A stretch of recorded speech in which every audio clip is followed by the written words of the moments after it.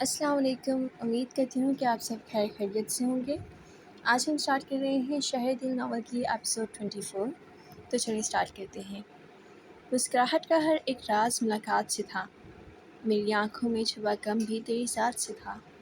تو نے جانا ہی نہیں اس دل کی تمنا کیا ہے، کچھ تعلق تیرا مجھ سے میرے جذبات سے تھا۔ وہ اپنے دھیان میں کمرے سے نکل کر آئی تھی، دیوار کے ساتھ بچھی چرپائی پہ کتابیں پڑھی تھیں۔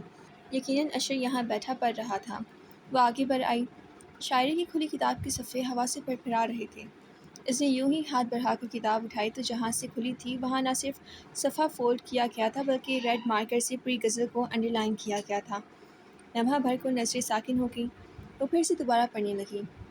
یاد کر تو تیری ہر بات کو مانا میں نے، خواہش دل کا تعلق بھی عنایت سے تھا، صبح کی تازہ ہوا میں بھی زہر شامل تھا، شب کی اس ظلم کا انداز تیری ذات سے تھا۔ دل جو ٹوٹا تو بدن بھی ہوا ریزہ ریزہ، سلسلہ جسم کا دل کیا میری جذبات سے تھا۔ بھولنے والے تیری یاد کے لمحوں کی قسم، کس قدر حسن تیری یاد کے لمحات میں تھا۔ کوئی بھی آس نہیں زیست بھی ہے بے معنی، میری سانسوں کا میرے حالات سے تھا۔ بات کرتا ہوں تو وہ سامنے آ جاتا ہے، اس سے ربط میرا اس کے خیالات سے تھا۔ اس کا دل جانے کی گداز سا ہونے لگا۔ کتاب بند کی اور ٹھوڑی کے نیچے ٹکا کر وہ کچھ سوچنے لگی تھی، جب اشر کی شوخی سے بھرپور کھنکار پر بدمزہ ہو کر پڑی۔ مجھے پتا تھا یہ شکل والے نکمے والا صرف تم ہی سے منسوب ہو سکتا ہے۔ اشر زور سے ہنس پڑا تھا، پھر سر کو نفی میں جنبش دیتا ہوا بولا تھا، نہ جی، اللہ نے ہمیں تو بچا کے رکھا ہوا ہے اس فضولیات سے۔ یہ تو ایک لیچر قسم کا دوست پیچھے پڑا ہوا ہے کہ کچھ اچھی شاعری سینڈ کر دو۔ تب ولی بھائی کی کتاب چرا کر لایا تھا نقل کرنے کے لیے، لائیے واپس رکھا ہوں۔ اس نے کتاب لینے کو ہاتھ بڑھایا۔ تمہارے ولی بھائی عجیب سے نہیں ہیں؟ انہیں دیکھ کر ایسا تو نہیں لگتا جیسے کسی سے عشق وشق فرماتے ہوں۔ اس نے بظاہر سرسری انداز میں کھوج لگانے کی کوشش کی کہ وہ تو اتنا چکنا گھرا تھا، کبھی پھوٹ کر نہ دیتا۔ ہاں جی، آپ کا اندازہ درست ہے، بیچارے میری سے محبت ہیں۔ اشر کی بات پر وہ ایک دم اندر سے کھل اٹھی، مگر بظاہر سنجیدگی سے بولی تھی، ہوں؟ کون ہے وہ لڑکی؟ انہیں ہی پتہ ہوگا۔ اب کی بار اشر نے صاف کنی کترائی تھی، بتا دو مجھے بھی، میں کون سا انہیں جا کر بتانے والی ہوں؟ اس نے بے نیازی سے کہا تھا مگر اندر تجسس نے ادھم مچا رکھا تھا۔ ایک بار پتہ چل جائے، ثبوت ہاتھ لگ جائے، پھر میں کیسی درگت بناتی ہوں ولید حسن، دیکھنا تم۔ مجھے واقعی نہیں پتہ ہے، ٹرسٹ می۔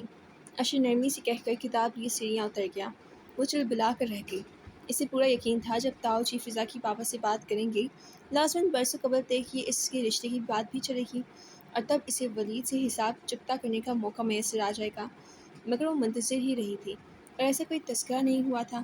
ایک حیرانی کے ساتھ ساتھ اسے ایک بے مائکرو انسلٹ کا بھی احساس تھا، جو اسے دھیمی دھیمی آگ میں جلا رہا تھا۔ بھلے اسے ولید کے ساتھ میں کوئی دلچسپی نہیں تھی، مگر یہ احساس تو تھا نا کہ وہ اس کے نام سے منسوب ہے۔ مگر ابھی خاموشی سے بے چینی کی کتاب میں الجھا رہی تھی۔ ہر وہ یقین جو اسے یہ احساس بخشتا رہا تھا کہ وہ اس کی ذات میں انوالو ہے، ہاتھ چھڑاتا محسوس ہو رہا تھا۔ اسی جگہ اس خدشے نے دل میں جگہ بنانا شروع کر دی تھی کہ کہیں ولید کسی اور میں تو انٹرسٹڈ نہیں ہے۔ وہ چاہتی تو کسی سے بھی اس بات کی تصدیق کرا سکتی تھی، فضا سے، ماما سے، بابا سے، مگر اس کی بلند و بالا سی انا کو ہرگز بھی یہ گوارا نہیں تھا۔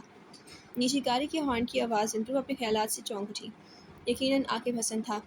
اس کے ذہن میں ایک خیال نے سرعت سے جگہ بنائی تو تیزی سے سیڑھیاں پلانتی ہوئی نیچے آ گئی۔ عاقب بھائی! اس نے آخری سیڑھی پر رک کر اپنے کمرے کی سمت جاتے عاقب حسن کو بے اختیار پکارا تھا۔ جی جناب، حکم؟ عاقب پلٹا اور مشفق قسم کی نظر سے اسے دیکھ کر مسکرایا۔ مجھے گاڑی کی چابی چاہیے، کہیں جانا ہے؟ عاقب ایک پل کو چونکا، اس نے محض گردن کو اس بات میں سرزنش دی، آؤ میں چلتا ہوں تمہارے ساتھ۔ عاقب الٹے قدموں مڑ کر اس کے نزدیک آ گیا۔ اس نے ایک بار پھر سر کو نفی میں ہلایا، انداز میں مخصوص ہٹ درمی اور ضد کا عنصر تھا۔ مجھے اکیلے ہی جانا ہے، ویسے مجھے گاڑی ڈرائیو کرنا آتی ہے، ڈونٹ وری۔ انداز ایسا تھا گویا جتا رہی ہوں، آپ کی گاڑی کو نقصان نہیں پہنچاؤں گی۔ عاقب نے کچھ کہے بغیر کوٹ کی جیب سے چابی نکال کر اس کی سمت بڑھا دی۔ تھینکس۔ اس نے چابی اچکی اور ان کی نگاہوں کی تشویش کو نظر انداز کیے آگے بڑھ گئی تھی۔ خیمے سے دور شام ڈھلے اجنبی جگہ، نکلی ہوں کسی کی کھوج میں بے وقت سر کھلے۔ وہ مجھ سے دور خوش ہے، خفا ہے، اداس ہے، کس حال میں ہے کچھ تو میرا نامہ برکھلے۔ ہر رنگ میں وہ شخص نظر کو بھلا سکے، حد یہ کہ روٹ جانا بھی اس شوق پہ کھلے۔ بے چینی، وحشت، اضطراب، بے قراری، کتنے ہی احساسات تھے اس کے ہمراہ، جن سے چھٹکارے کی خاطر وہ یوں ہی گاڑی لے کر نکلی تھی، کسی بھی سمت کا تعین کیے بغیر۔ یہ احساس ہی رگی جان میں خنجر اتار رہا تھا کہ وہ بے حس، مغرور اور گھمنڈی شخص جانے کب کیسے اس پر حاوی ہو گیا تھا۔ وہ اس کے لیے خاص ہے۔ یہ احساس ایمان کو روحانسا کر رہا تھا۔